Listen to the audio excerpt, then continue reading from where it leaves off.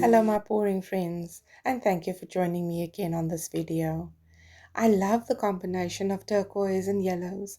They really give me happy vibes, kind of happy feelings.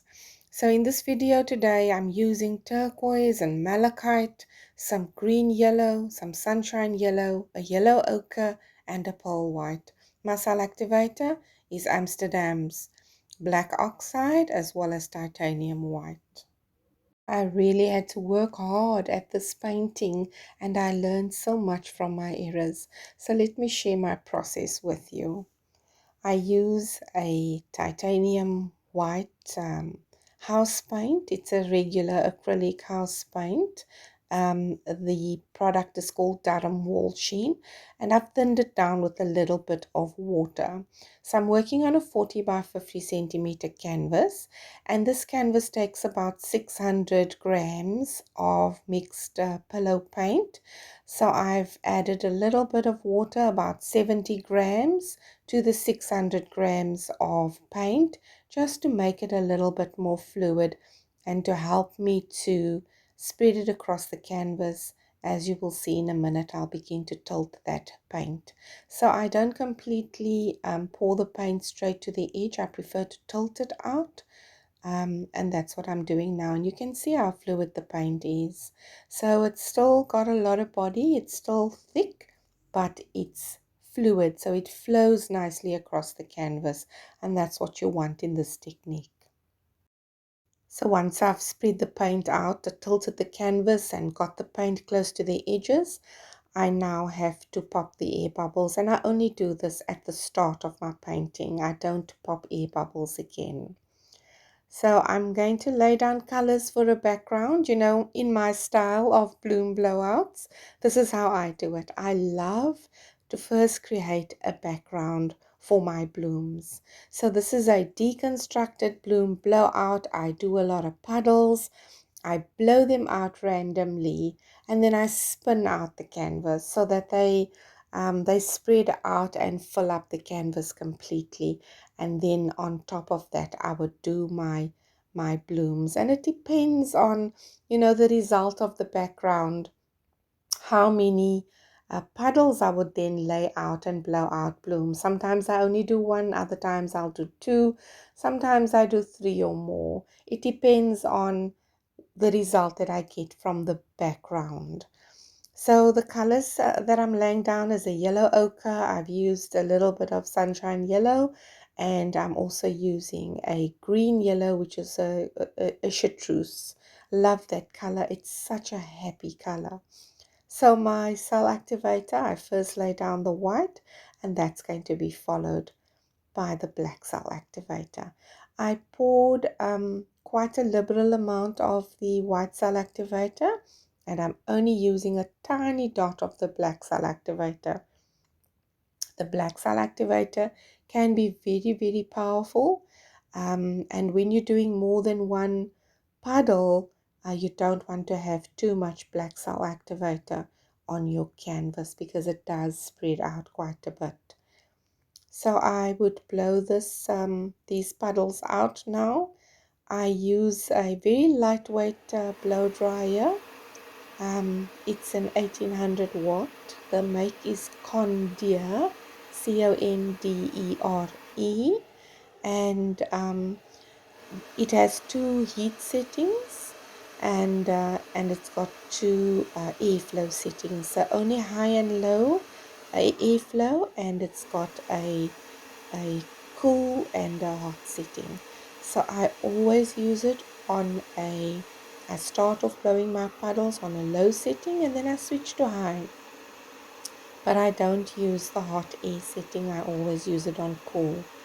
If you're going to use a hot setting, you would find that the hot air, is going to start drying your paint. And you don't want that to happen at this point, because you still want that paint to be fairly fluid so that it's able to spin out and not set up by the heat of the blow dryer. So this is random. There's no formula to how I blow out.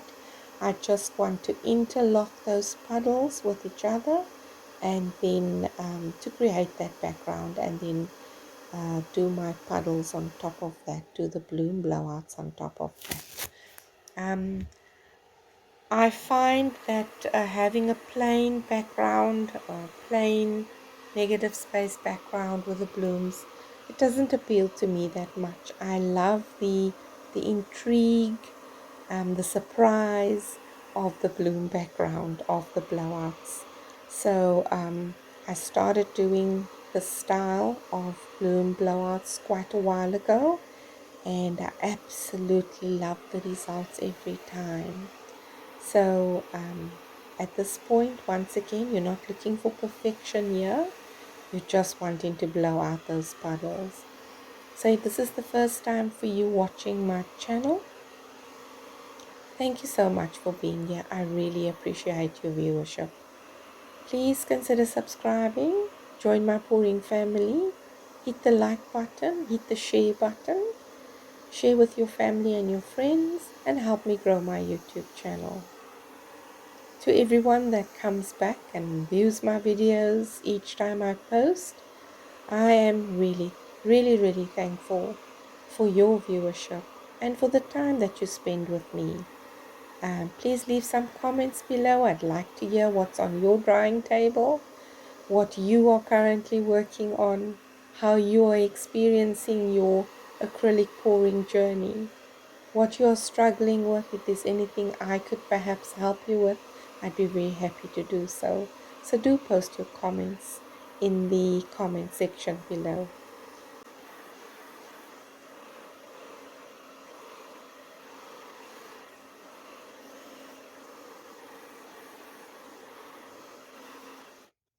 Alright, so now that the background is done, I'm done blowing that out, it's time to lay down the puddles. So I'm going to do 2 puddles for now, and these are going to be done in the colors turquoise and malachite, and a little bit of the yellow in between. So and I'm going to use the cell activator as well. So there you see I'm laying down the sunshine yellow first on top of the white pillow, and next I'm going to be using the turquoise and the malachite, and then we're going to blow that out. So that's a pearl white, struggling to get that out of the bottle. I need to fill that one up as well. And my pouring medium that I mix with my colors is made up of an untinted house paint. It's a prominent clear tint base that I get from a local store called Prominent Paints in Cape Town, and I mix that paint with some polyurethane hard varnish, which is from the Dala brand. So I use 200 grams of the paint, the clear tint base, and I mix that with 100 grams of the polyurethane. And once that is mixed nicely together, that then is my pouring medium for my colors, which I use only for blooms. So a total different mix from your regular pours. It takes a completely different mix. I'm going to put up a link to the video where I share and I show you how I mix up all my ingredients for this technique. So if you click on the link that is being shown to you now at the top of your screen, you will go straight to my mixing video. And there I'm sure you will learn much more about mixing your pouring medium, mixing your preparing your pillow, as well as mixing your cell activator for the bloom recipe, the bloom technique. So I've laid down my colors and I'm blowing out my blooms in the turquoise. I love this color combination, turquoise and yellows. Oh, it's a match made in heaven. Really happy colors together, so fresh and so beautiful and so soft and so mesmerizing. It's an amazing color combination. So please do try this out for yourself. So the two blooms are now blown out and I'm going to spin this canvas. I would love to leave it this way because just look how beautiful it is. But I can't, unfortunately, because there's just too much paint on the canvas. And so I have to spin it out. But look what happens here. So my canvas wasn't level. Very foolish of me, yes. It wasn't level on my spinner, and a lot of that bloom just flew right off the canvas. But you know what? Look at how beautiful it still looks. And I love that deconstructed abstract look of it now. So the hard part is to know when to stop or to know when to call the painting done. But you know what? I did not want to leave it here. I wanted to continue with this painting. And so I'm going to add two more puddles to this painting at this point. And that was mistake number 2. I did not lay down a pillow for the next puddles. And when I blew it out, I discovered that there was too little paint. Another mistake I made at this point is that I had no contrast in that puddles. Just look at those puddles. There's only malachite and turquoise. There's no contrast color in those puddles. So 2 mistakes here. I didn't lay down a pillow first, and I did not add a contrast color to my puddles. And so when I blew it out, I only realized it at that point. And it really did not speak to me, people. It did not speak to me, and I wasn't happy. But you know, with the bloom, I find that, layers upon layers, as long as you spin it out, you will be able to add more blooms. And that's exactly what I did. I spun this out gently, and then I added 2 more blooms. So you'll see that in a bit. Now what I'm doing here is I'm using a skewer stick and I am defining the petals in this bloom. Sometimes I use a craft stick, other times I would use a skewer stick, and they both work okay. So spinning it out, and now I'm going to do another round of blooms. And this time, the results are just beautiful. So never give up on your painting. You see how many layers I have on this canvas, but I can assure you that this painting will dry smoothly and beautiful because I kept on spinning the excess paint off.